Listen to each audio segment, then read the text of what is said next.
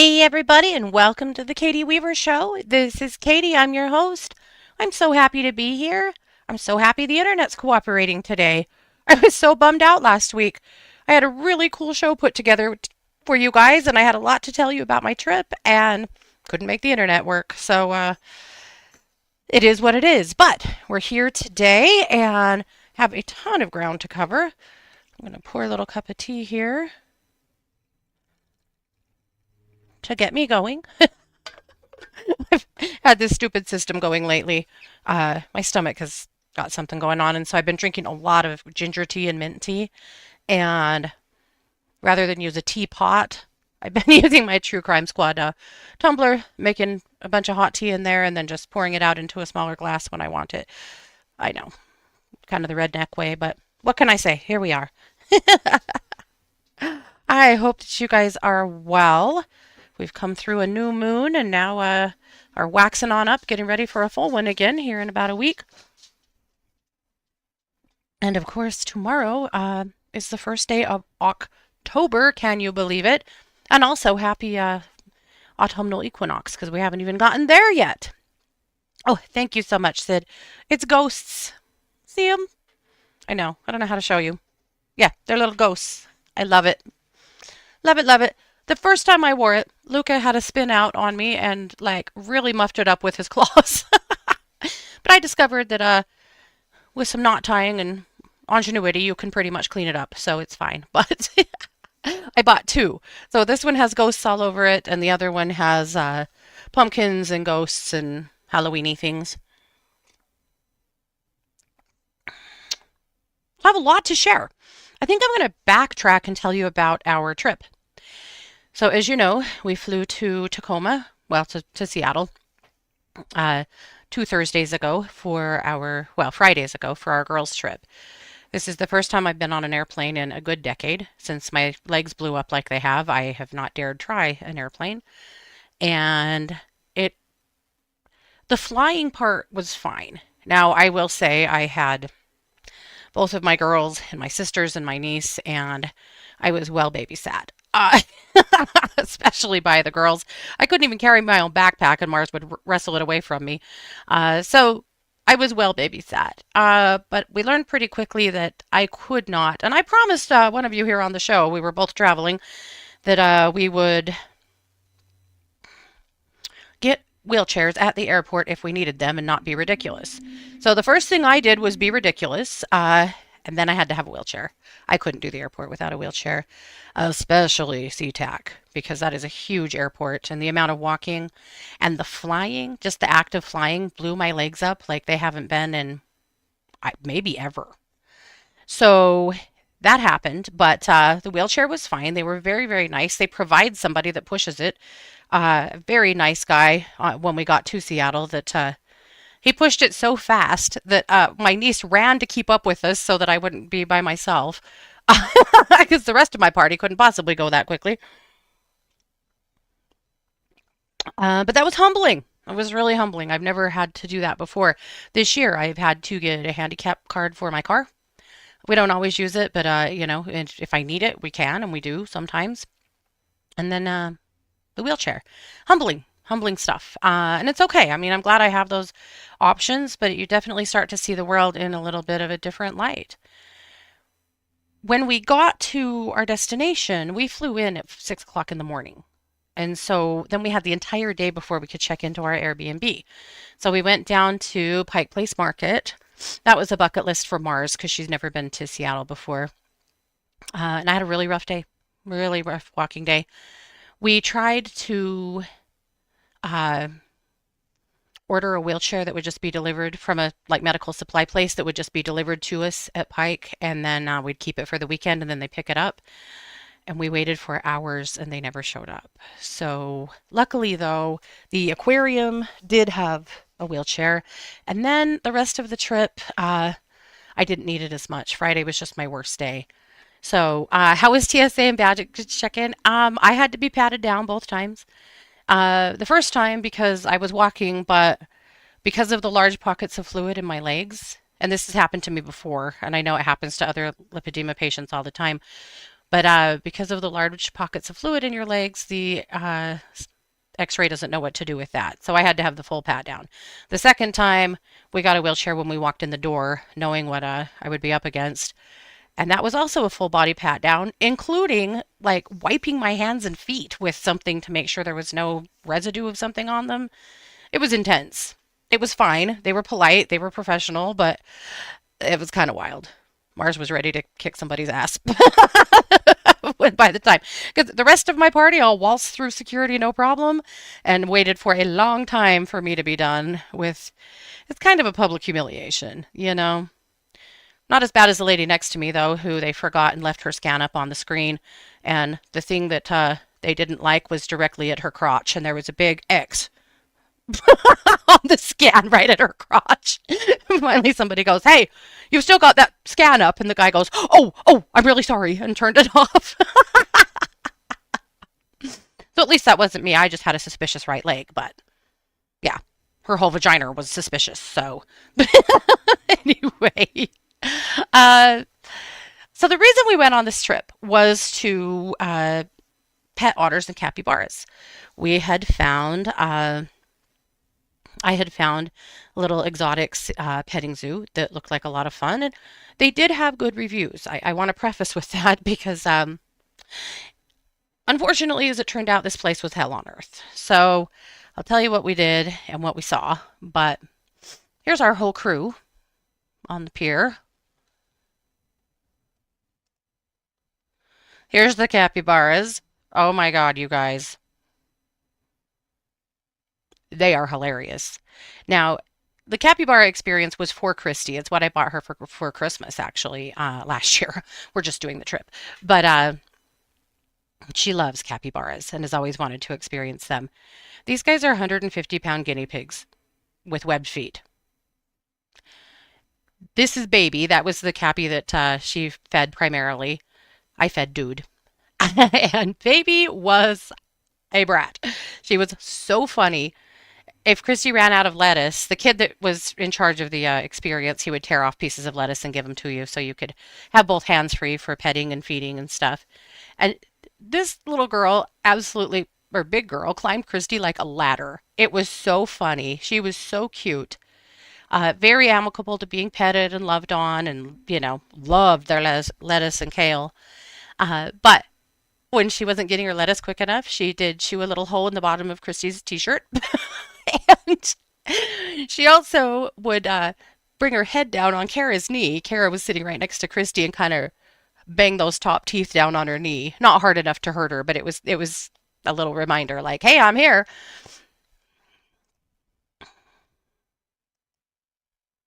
And there's Kara feeding her Cappy. Uh, yeah, they were darling. They were getting to interact with them was certainly the highlight. And then the otter. So Matea and I had paid for the otter experience, and the otter was so in love with Matt that the only way I even got to pet her was sitting across from Matea and reaching over and petting her because she only wanted Matea. It was so cute. She desperately tried to get down the front of her shirt, up her pant legs. She laid like this in her lap. A lot of times she laid on her back and was doing this like, stretchy, scratchy thing. She rubbed herself all over Matt. And the girl running that experience said, she goes, "She's marking you because she loves you. I want you. You're hers." They smell like ferrets. She smelled a lot like ferrets. She was very soft and so, so sweet. I got nipped by her one time. It was just on the inside of my arm, though, and it didn't draw blood or anything. There's a little worry that you'll get bit by the otters. Absolutely precious. Her name is Pearl, by the way. And that was an amazing experience. I'm not sorry that we got to pet the otters and the capybaras, but this place should not exist. I know that people have little exhibits like this in little farms like this that are well done. This one was not. She had yes, she had water. The capybaras and the otters require a fair amount of water. They didn't either have adequate water at all. They both had like a livestock tank, like watering pan thing. Neither of them had enough for sure. She told us that they are 20% water animals, and that's not true. They're 50%.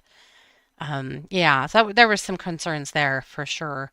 But Precious, that little face, oh my goodness. Right, to swim in. Right, Jane. Oh, she has enough to dunk herself in, but definitely not to really swim in. No.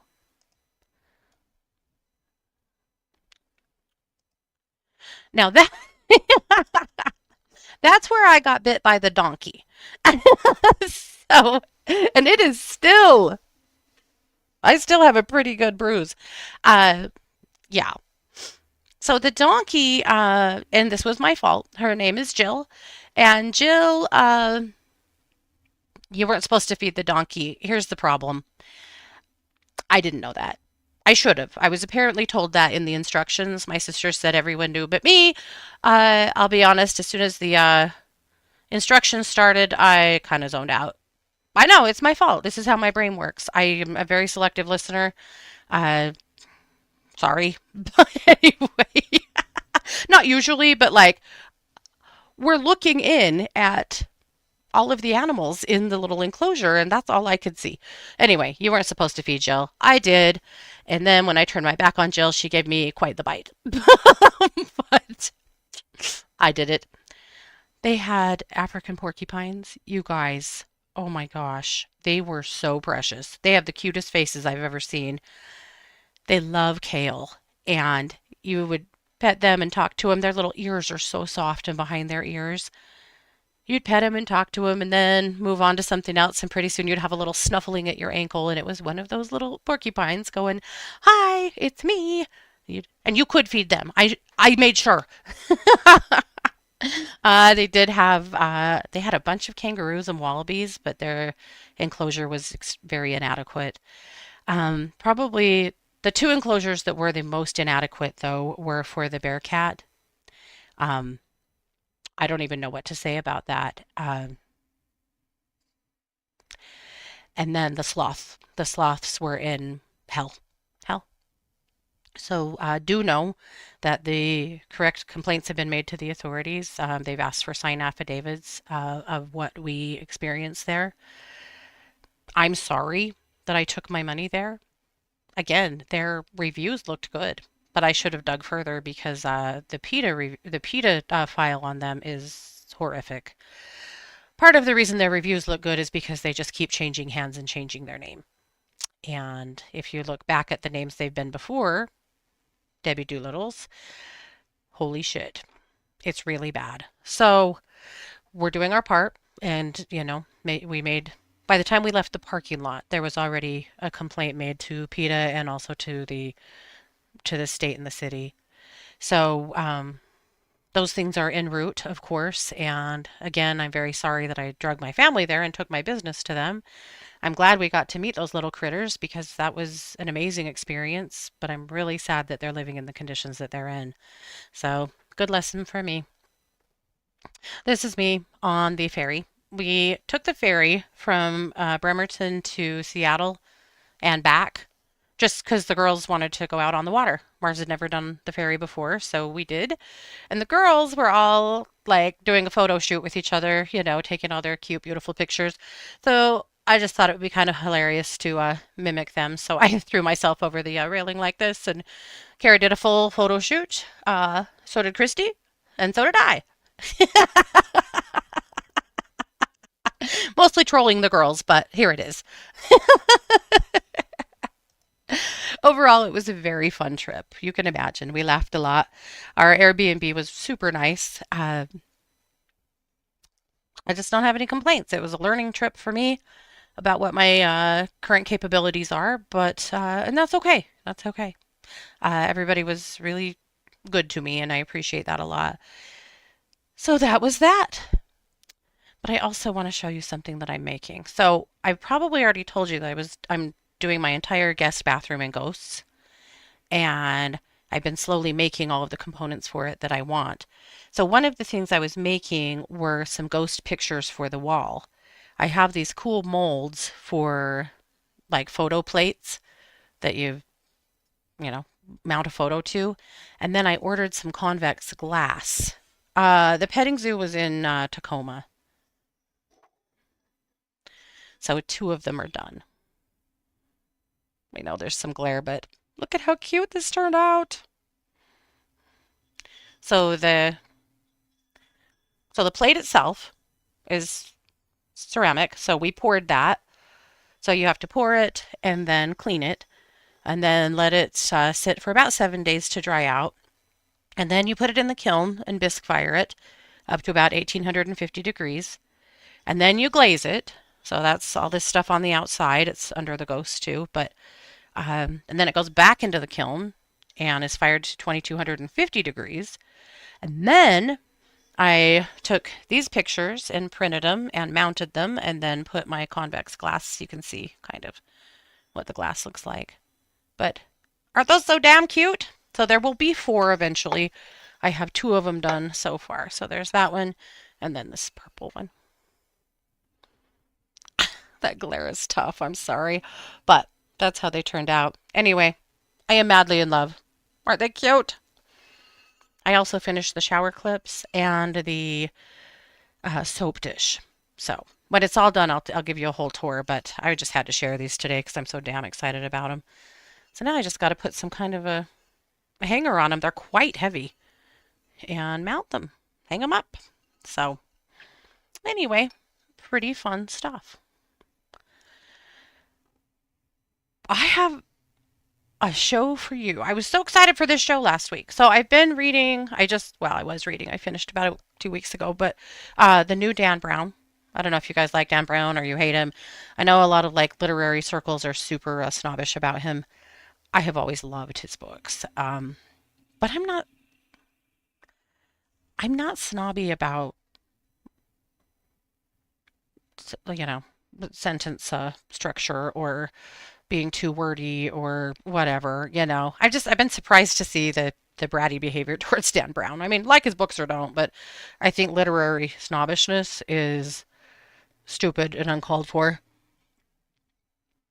and is probably based out of jealousy more than anything else. But with that being said, this is his last book in the Robert Langdon series, and it again dealt with noetics. There's another Langdon book or Dan Brown book that dealt with noetics that was really interesting.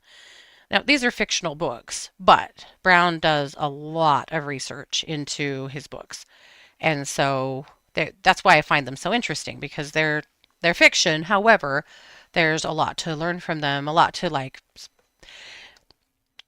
get you thinking and make you go out and do some research on topics that you might not have known anything about. So, noetics has always really, really interested me because noetics is the arm of science, which some people consider to be pseudoscience, that studies consciousness and the brain and more metaphysical type topics like epigenetics. And I think that noetics is really, really fascinating. So this book again was somewhat about epigenetics, or not epigenetics, but about noetics. And one of the things that was discussed in there quite a bit was consciousness and the brain and the use of meditation. So that put me down a rabbit hole of research. And so, we've meditated on the show a lot of times, but quite a bit recently where we were, you guys were asking for more of that. So, I'm bringing you that. Uh, so,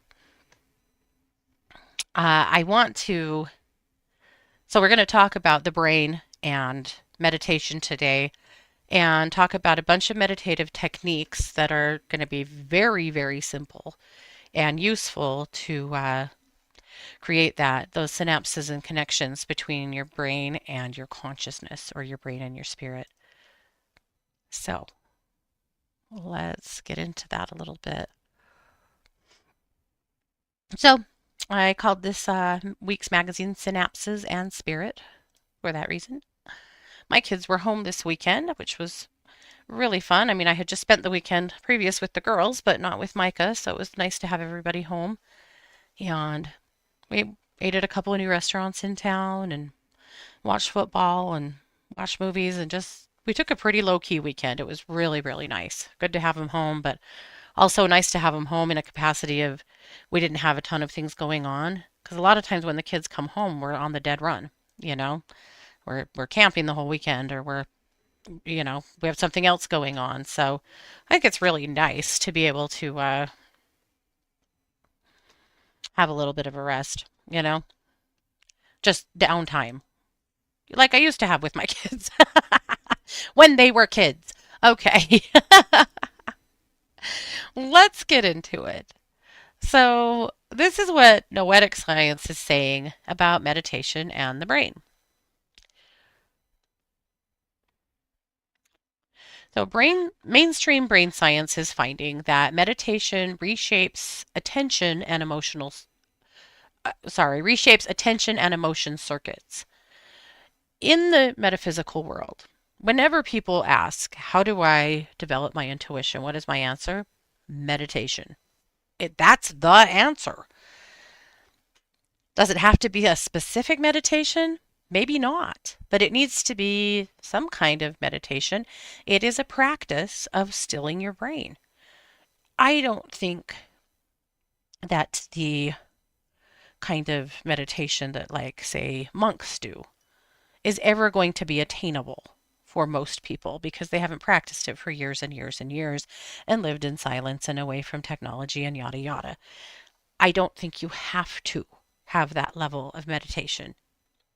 Good on them, no criticism, like that's their culture. I mean, I'm not shading anybody, but I think that it's gotten discouraging for people to feel like they just can't do it well enough. Because, like, transcendental meditation, yeah, you're probably not going to get there. Maybe you will. Maybe you will. I shouldn't say that, but you shouldn't beat yourself up if you don't. There's a lot of ways to meditate, easy ways to help train your brain, open up your pathways of intuition, and just make your life easier, richer, more peaceful. Anybody signing up for that? I kind of thought so. So, mindfulness-based stress reduction is a report or is a technique that reports improved emotion regulation and stress resilience. Do you think, and if there are men listening to this show, absolutely no offense to you, but do you think if men in America today would learn how to meditate, that we'd have less crime? Because I do. I do. I think that these programs in prisons teaching men yoga and teaching them to meditate, teaching prisoners, um, could be extremely useful. I think that people whose emotions are so dysregulated, and right now, of course, I mean, a lot of men are being taught that that's not manly, that's not masculine, whatever. But it is my belief that and I guess I shouldn't only pinpoint men. I just have been thinking about how much, so much crime we've been seeing lately by very specific men.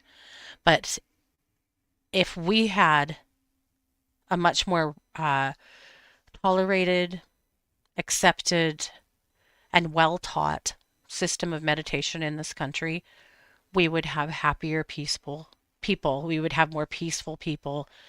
We would have less crime. We would have less division. I'm convinced.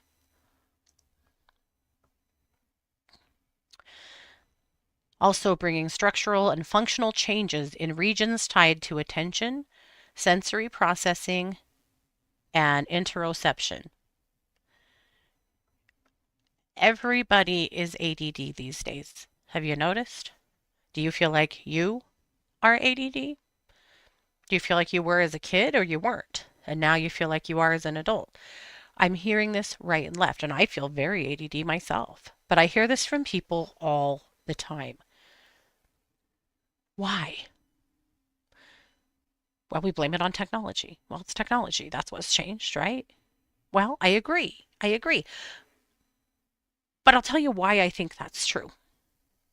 Now, here's an example that was a little crass, but I think you guys can all resonate with. Before you had a phone, When you sat down on the toilet, what did you do? I mean, besides the obvious. You either sat in silence or you read the shampoo bottle, right? I mean, you might be looking around in there for something to read. Maybe you brought a book or a magazine or something in there. Maybe you didn't. But in times such as that, or at the doctor's office, or waiting in your car for some reason, or waiting for any other reason, what did you do?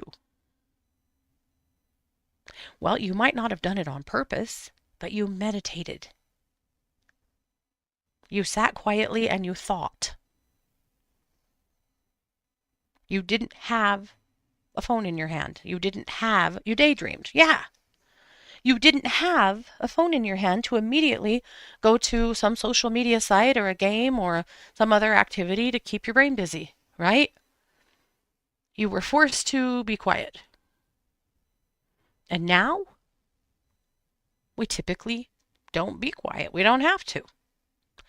We don't have to sit with our thoughts. We have entertainment at the ready every moment of every day.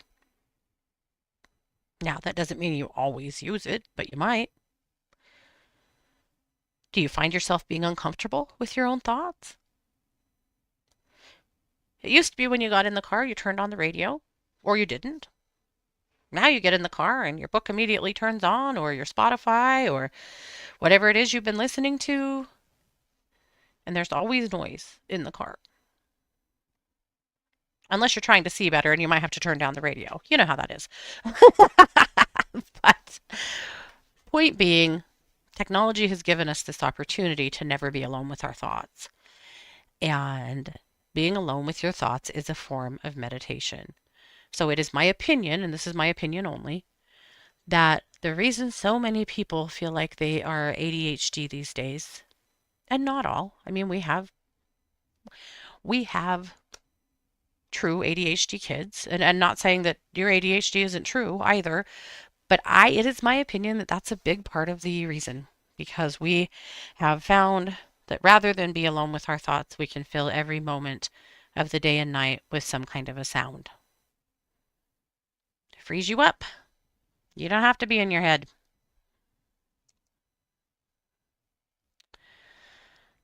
All right. Something else we're learning about is the triple network tune-up. After a month of mindfulness training, studies have seen tighter coordination between the default mode network, that's self-talk and mind-wandering, the salience network, what's important right now, and the central executive network. That is top-down control. So these trio of brain processes are learning to dance together. And that leads to more of the benefits of meditation, the cognitive benefits to you. What if meditating made it easier for you to learn? What if meditating made it easier for you to remember things? What if a little bit of meditating just made your brain work better overall? What if meditating improved your fine motor skills and gross motor skills because your brain was functioning better? There's a lot to pick apart there. There's a lot to consider. Brain rhythms. Fresh EEG work with monks show that concentrative practice bumps power in the theta, alpha, and beta bands. So those are all signatures in analytical styles. Now we're talking about monks, so long-term practitioners, but what we're learning is that technique matters and the brain reflects it. So what kind of meditation you do, what you're listening to, what's going through your brain affects the way your brain responds. This might not feel like new information in some ways. Maybe this is stuff that you always thought was probably true, but it's really interesting to see science proving it. Long-term training and deeper state flexibility. So 18-month programs or more are finding that meditation changes how the resting brain moves between states. more transitions, more adaptability. So that flexibility underlies benefits that people report off cushion or in non-meditative state in daily life. Being able to be more flexible, dealing with stress, dealing with transitions, dealing with changes are easier when you are able to deal with your brain, when you're able to meditate. This one was interesting to me because when people ask for help developing mediumship, and all psychic work, but mediumship really comes up for me in this because to me in mediumship, you have to be able to shift your brain to a different wave where that information is available, where you can communicate with the other side or with the higher self or something of that nature. And that's something that people really struggle to do. When you learn to do that in meditation and you practice that, it gets easier to shift into that place really naturally without needing meditation, without needing quiet. When I first started this work, and we would go to psychic fairs and we would offer readings. And of course, you are in very chaotic situations, right? And it used to be really hard for me. I would have to really sit with that client, eyes closed, concentrating hard, breathing to move myself into that state so that I could get the information that they were asking for, so I could give them a reading, right? But the deeper I got into my career, the more often I practiced, the more often I did readings, the need for quiet, the need for peace and calm and less chaos became less and less because I was practiced. It was easier for me to shift into that state regardless of what was going on around me.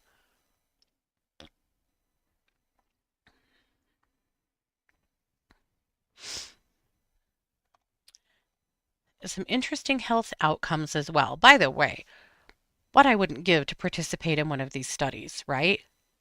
I just happen to live in such a podunk place. This will never be available to me.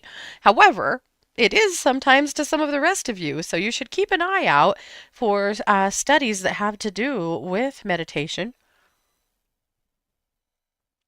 It would be extremely fun and interesting to participate in something like this. I've also really wanted to participate in some noetic studies that centered around energy work too. I think that would be the most fascinating thing in the world. But it's okay, it's fine. Here we are.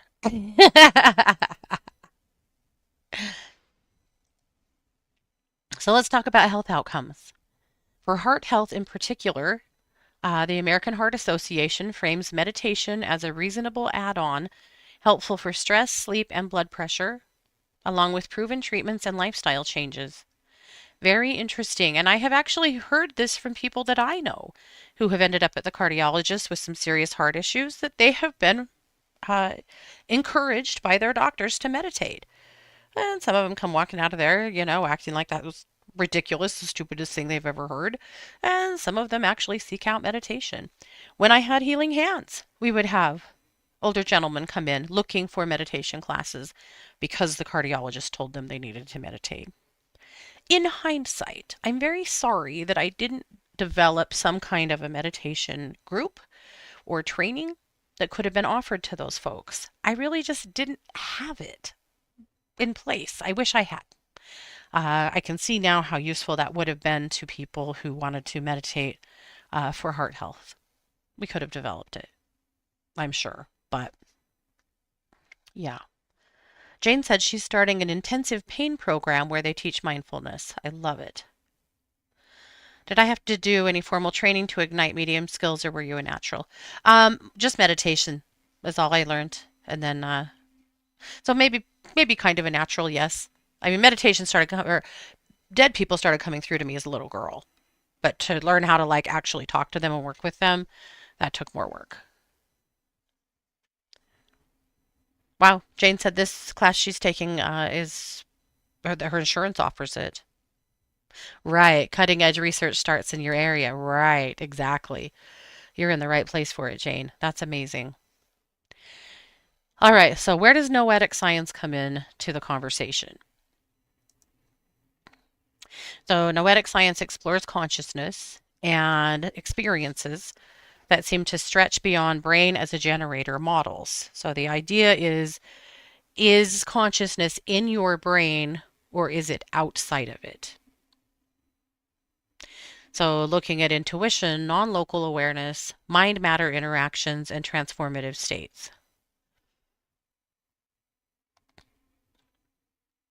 So, some trends that we're learning. In 2024, a prize-winning review proposes ways to test theories that consciousness may not be strictly confined to the brain, pushing for higher rigor in methods and replication. So this is not a consensus science. Remember that a lot of other sciences see noetics as pseudoscience. But I think down the road that will continue to be less and less prevalent of a belief. First person data with discipline. So researchers are analyzing big qualitative data sets of noetic experiences, right? What are noetic experiences? Timelessness, unity, accurate intuitions, you know, spirit, using coding so that they can try to bridge these reports with scientific structure so that they can tie them all together. Mind matter studies. So this is meta-analytic evidence that claims that small but significant effects were where intention subtly biases random systems. Hear that again. Where intention subtly affects or biases random systems. Meaning, hey Kev, meaning that they are finding that intention, meaning your processes, your attitude, your self-talk, they're able to start proving the difference that that has in systems of your brain and the systems operating on the outside of you.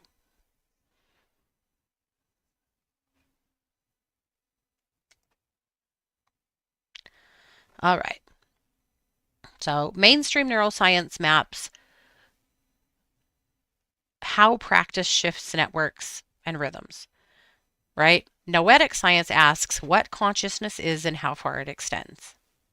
Some people consider that to be religion or spirituality, but this is from a scientific bent.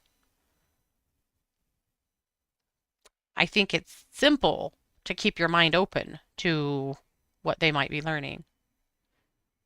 So, we're going to talk about a weekly rotation of practices.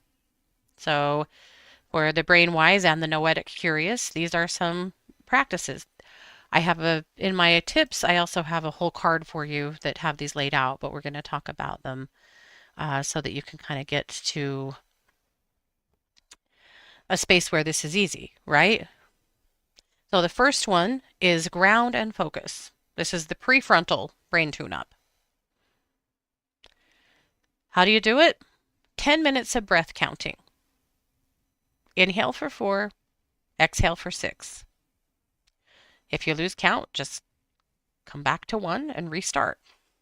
Just 10 minutes. Why do we do it? Because focused attention styles sharpen executive control and calm DMN chatter. DMN chatter is just the constant brain feed, right? The loop, which supports the triple network balance. We talked about the triple network balance already. This is just 10 minutes of breath counting. You don't have to do anything else. You don't have to not think. You don't have to think about anything specific besides counting your breath and focusing on it. That might in itself be more of a challenge than you think. But when you get good at it, that 10 minutes will run past you. So that's day 1. Day 2, open monitoring. And this is for network flexibility. So you'll sit for 12 to 15 minutes, noticing sounds, sensations, thoughts. Label them with hearing, pressure, planning, and then let them pass. 12 to 15 minutes. You could do this anywhere. You could do it in your living room or in your front yard. You could do this in the park, anywhere that you're safe. You could sit in your car and notice some things. But 12 to 15 minutes of just noticing what's going on around you. So you got to turn your electronics off. You've got to create space for you where other people aren't going to bother you as much as possible.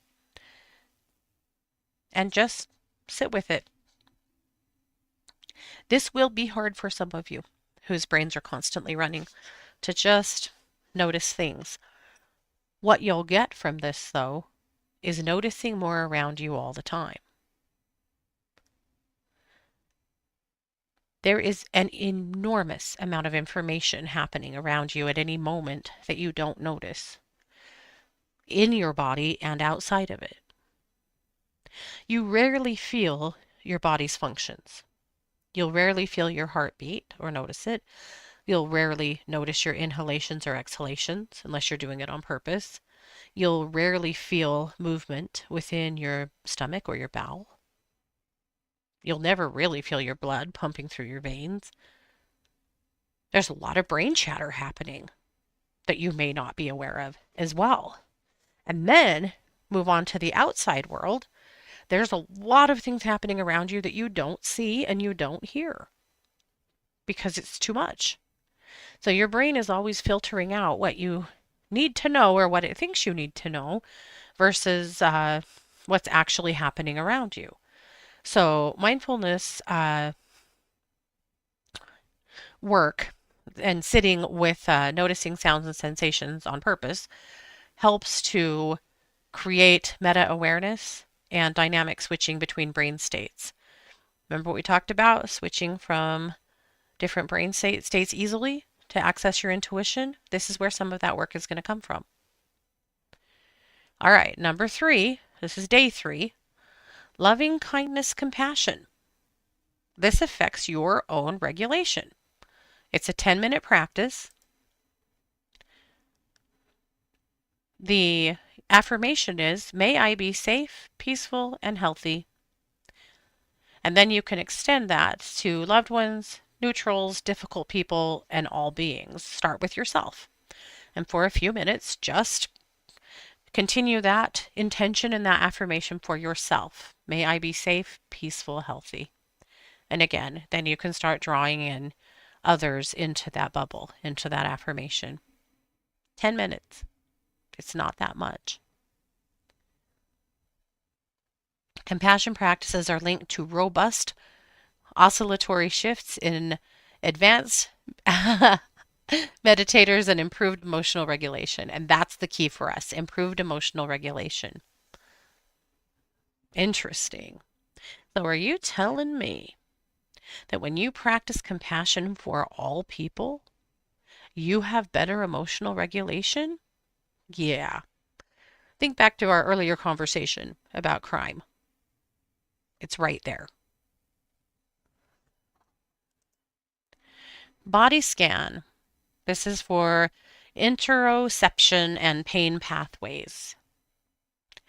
This is day 4. It's a 15 to 20 minute practice, the longest one that we have in this whole rotation. You're going to spend 15 to 20 minutes sweeping attention from toes to crown, meaning you can start with your toes and feel them. How do they feel? You can pay whatever attention to them that you choose just in feeling them. And then up to your ankle and up your shin to your knees. Now, while doing this, you don't have to do anything specific. You could hold compassion and intention of healing and good health. That's fine. You're just taking an inventory. And then all the way up your thighs to your hips, right? And then up your spine, up your rib cage, all the way up to the center of your chest, and you keep going. It's a 15 to 20 minute practice. If you have done an entire body sweep and you're well ahead of that path, go back, try it again. You may pick up on some different things this time. You may not. That's okay. This is just giving your body an opportunity to really truly feel itself. It's an opportunity for you to take stock. We're all quite medicated. Maybe not all, but many of us are. And we lose touch with our sensory systems within our bodies.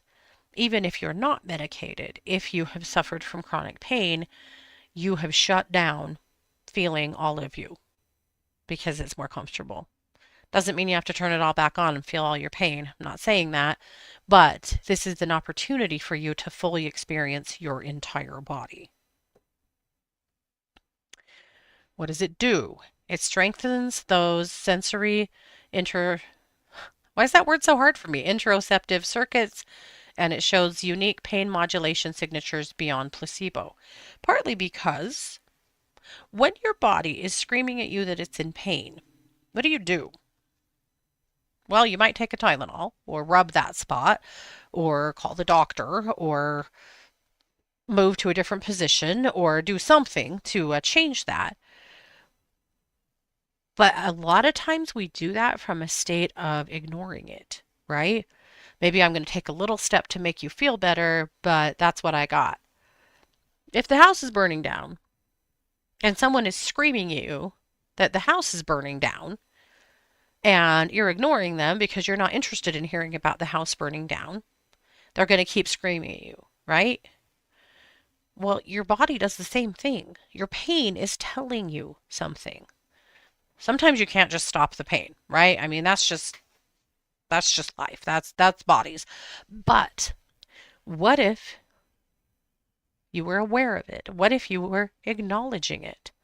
I have found in pain control for myself that many times when I said, all right, I hear you, I understand, thanks for letting me know, and then I did something to address it, that the pain settled down a lot. A lot. If you're refusing to listen to it, it's going to keep yelling at you. Now, is that going to chase all of your pain away? Unlikely. But will it help you to get on top of it? I hope so. I hope so.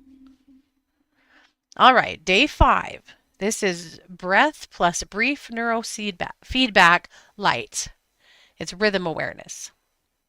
For 8 minutes, quietly note rhythm states. Now, you're going to have to look these up and practice them because it's a lot, but soft, alpha, calm, alpha, beta, etc. as you lengthen your exhale. And again, you're going to have to look this one up because it's more than I could do in a little note here, but this is a meditative practice and it's only 8 minutes. It anchors attention to rhythm shifts echoed in EEG studies. That's tracking alpha/theta with concentrated practice, even without hardware. All right, number 6. This is day 6. This is the intention and noetic journal. This is bridging the domains. So this is going to be a 10-minute sit. So you're going to set a precise and benevolent intention, right? That's what science called it. What do we call it? A positive affirmation. So you're going to set your positive affirmation or your intention. You decide how that looks. You're going to sit with that for 10 minutes. Just 10 minutes. Maybe it has to do clarity for tomorrow's hard conversation, or feeling more at peace, or opening intuition or intuitive pathways, or having a better attitude, or tomorrow's going to be a better day, or whatever. You decide how that works, right? You decide what it looks like. After you do this practice, then for the next 48 hours, this is where your psychic journal comes in. We've talked about psychic journals a lot. You don't have to call it that. They're calling it a noetic journal. That's okay too. This is just an opportunity for you to journal any hits, hunches, synchronicities over the next 48 hours. What happened? after you held that intention for 10 minutes? That's the question. And then the last day is field practice. Heart coherence. This is a mind and body connector. It's only a 5-minute activity. You're going to breathe you're going to breathe at 6 breaths per minute while recalling appreciation. Just appreciation. Appreciation for who? What? Well, that's up to you. Please include yourself in that. But anything else in your world that you're particularly appreciative of right now? 5 minutes of being aware of your breath. That's 6 breaths per minute, meaning that's 1 breath every 10 seconds. And then 5 minutes of quiet rest. You can lay down. You can just sit quietly. That's up to you, but just 5 minutes of nothing. Why? Well, it pairs cardiovascular guidance, that kind of meditation, as an adjunct for stress and blood pressure support. Fascinating, right?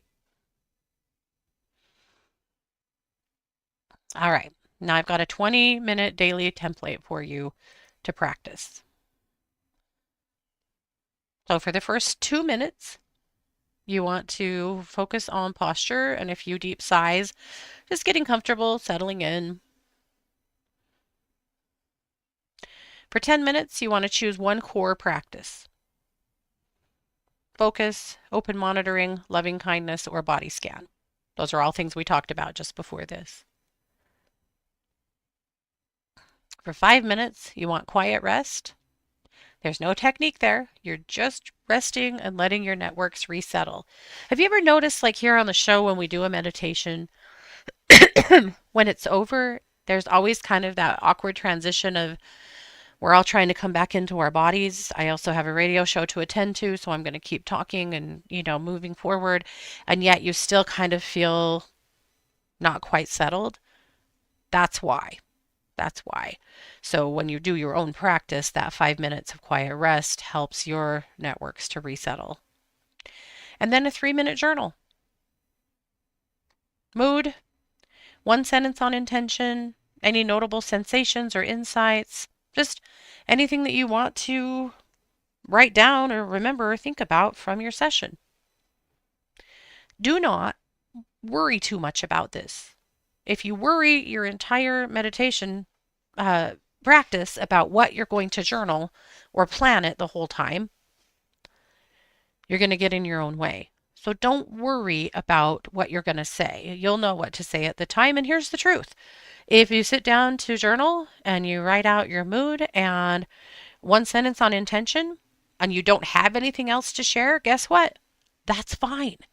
So don't let knowing that you're going to journal at the end of this get in the way of the experience. You have to make yourself stay present because what you write down is not that important. There's no quiz, right? So don't spend too much time worrying about that. The key is to just let all of the work be really, really organic. How to evaluate your own progress like a scientist. Pick 2 metrics.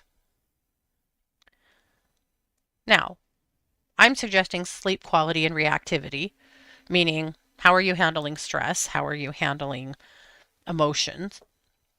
But you could choose something else. On a 1 to 10 scale, log those feelings or those experiences every day for 30 days. 1 to 10. You decide. Is 1 great and 10 is complete shit? Or is 1 the worst it could be and 10 is the best?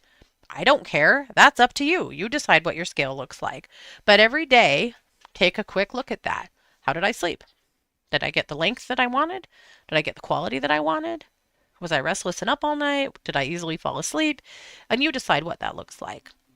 And then reactivity, or if this is something totally different for you, perhaps it is intuition, or perhaps it is attitude or daily energy. You decide. Note spillover wins. What are spillover wins? Well, just more wins that are coming from the work that you're doing. Maybe easier transitions between tasks. Maybe less rumination. Maybe your mind isn't running 1,000 miles an hour all the time. Maybe quicker emotional recovery. Maybe it is easier to settle into meditation. Maybe it is having an easier time reading and focusing and concentrating. Maybe it's having an easier time having conversations with people. A lot of things like that can have something to do with that, right? So, but this helps you to map the triple network balance and your state of flexibility. We've talked about resilience on this show a lot of times and how to get resilience because some people are just a lot more resilient than others and bounce back from bad experiences or hard things or injuries or emotional things quicker than others. And this is a good part of that. Stay medically grounded. If you're working with blood pressure, anxiety, or pain, you still want to take what's already working for you. Meaning, don't throw away your blood pressure meditation or medication and just try to let medication take over, right? Still take care of your physical body. You have to do both. Okay, the bottom line is meditation can train attention, emotional regulation, and stress physiology. They are finding measurable brain effects, and Noetics is getting stronger and stronger in this field. So that's what I have for you guys.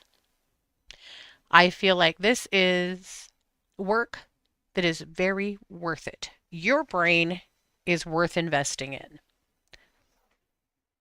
right? Your brain is worth investing your time and your energy into. Because without your brain, what the hell do you have, right? It's important stuff. This is important to me as lifelong learning. I have always heard, and I can't qualify this with a source, but I've always heard that people that are lifelong learners are much less likely to end up with Alzheimer's. Is it a fair statement? I really don't know. But those are things, that's what I've always been taught. Lifelong learners could be somebody who just reads every day. It could be somebody who does Sudoku, or crossword puzzles or art or anything else, or practices another gift or skill, who does photography, whatever, right? But being a lifelong learner is a way for you to continue to strengthen your brain. Well, as it turns out, so is meditation. Interesting, interesting work. I am committing to do this. Yeah. Yes, Jane, I am. My brain needs it. I know it does.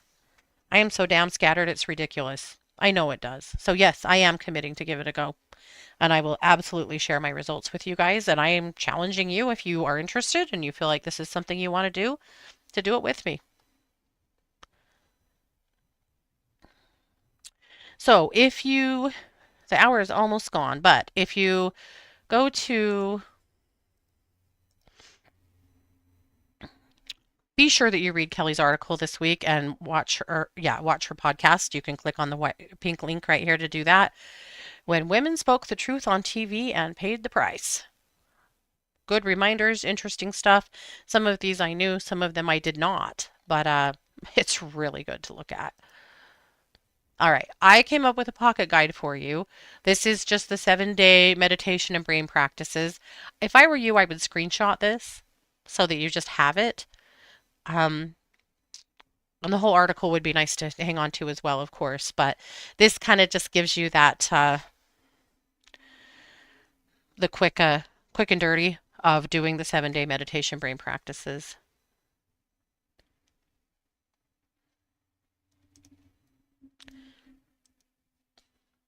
Christy's energy exercise this week is inner peace and all the regular stuff here in Luminous, and that's what I've got. So I want to thank you guys so much for being here. I definitely will continue to talk about this topic. I want to work on it together. So let me know if I can help you or support you. We'll all continue down this path, and I might get deeper into some of these topics as we go with more information and more insights, rather than just the quick and dirty that we did today. But it's good stuff. Your brain's worth investing in. So is your spirit. It's worth it. have a great week. Please take good care of yourselves. Please rest. Please take a step back from stress and grief and anger and frustration. We all need it. And I will be back next Tuesday. Same place, same time. We will go on with the conversation. And as always, don't forget I am a professional psychic advisor over at one2listen.com. And you can find me over there every single day. And I would be happy to help you in any way that I can. Take good care, guys. I love you and appreciate you very much. This has been yet another production of The Katie Weaver Show here on 1-2 Radio, where we're changing the way you listen to the world.